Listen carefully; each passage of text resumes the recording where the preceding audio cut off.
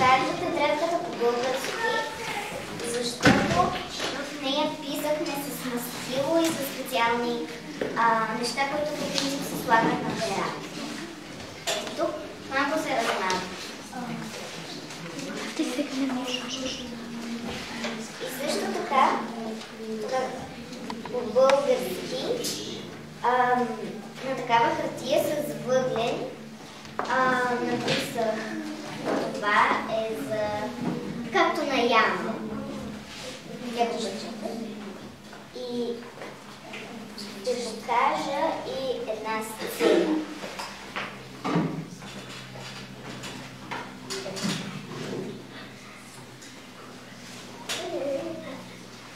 Ето тук има малки търлещчета и катерички. С къща гъбичка.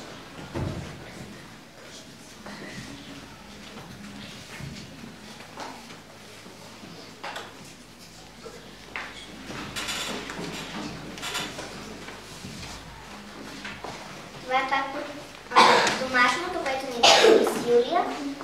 Да направим картина с 10 или повече различни животни.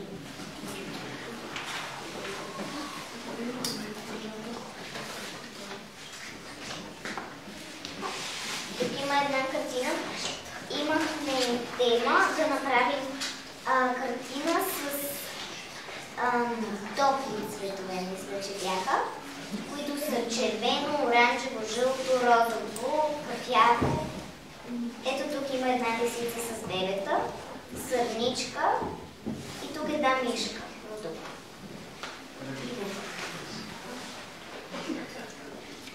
Също така имахме тема да нарисуваме нашия офис или по-скоро мястото, в което рисуваме. Ето тук по стените има рисунки, тук е леглото и ето това съм аз и това е котка. И за накрая оставих ето това. Това е книга, която написах по български. Тя се разказва за ето този чайник, който се казва Лавандула. И той има 4 чашки, които неговите деца. Те се казват мента, зелен, матча и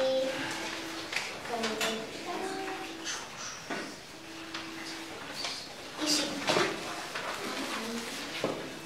И те, когато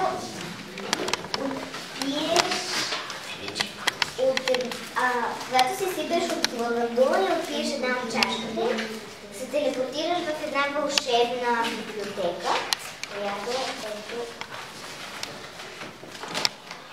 И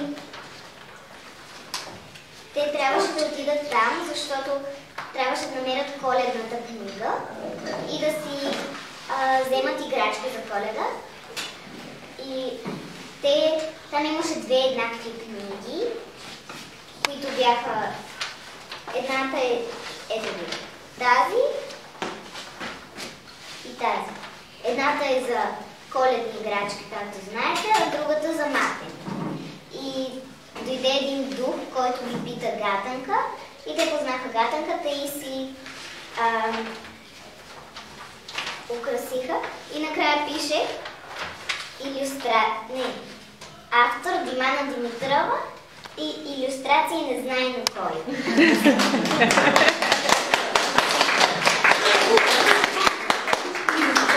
Също, ето тази рисунка не съм я довършила, трябва да направя само тревата и небето. Тя е майка с бебе. Тук е кръвчето, то се вижда по-назад. То тръгва някъде по-назад и затова се вижда така. И върху него има шишанки. И накрая остава този учебник по английски, в който се учим да четем. Ето тук има, като отгърнете, английския текст. Тук е английския текст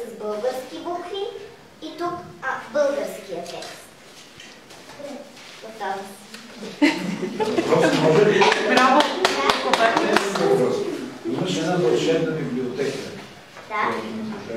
Ако ти попаднеш в такава вълшебна библиотека, каква книжка би искала да намериш там да прочетеш? Кое би ти било най-интересно от вълшебната библиотека? Може би някоя, за която науча за животни. За животни. Благодаря. И която да излиза за животни. За животни от нея.